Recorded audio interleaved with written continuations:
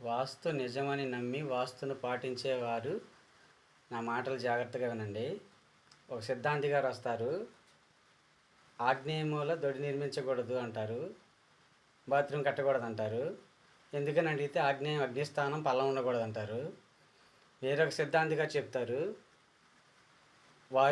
వాయుమూల bathroom కట్టకూడదు అంటారు. దేనికని అడిగితే వాయుమూల పల్లం ఉండకూడదు, వాయుమూల పల్లం ఉంటే అనారోగ్యం, ఇంట్లో కుటుంబ సభ్యులందరికీ అనారోగ్యం వస్తుందని చెప్తారు. ఇంకో సిద్ధాంతి గారు వస్తారు, నైరుతి మూల బాత్రూమ్ కట్టకూడదు అంటారు. ఎందుకంటే నైరుతి మూల రాక్షస్థానం, పల్లం ఉండకూడదు, దొడ్డి కట్టకూడదు అంటారు. ఈశాన్యమేమో దారి, నడక దారి. మరి 3 పక్కల దొడ్డి కట్టకూడదు, 4 పక్కల దొడ్డి కట్టకూడదు.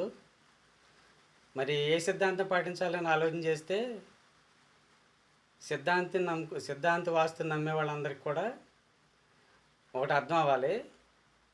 మన తాతల కాలంలో ఇత్తడి చెంబు, సత్తు చెంబు వచ్చుకుని ఆరు బయటికి వెళ్ళేవాళ్ళు కదా బాత్రూమ్కి. అలా వెళ్ళాలి మీరందరూ. లేదంటే కాలువలు అమ్మటో, చెరువులు అమ్మటో, హైవే రోడ్లు అమ్మటో, బైబస్లు అమ్మటో ఆరు బయటికి వెళ్ళాలి.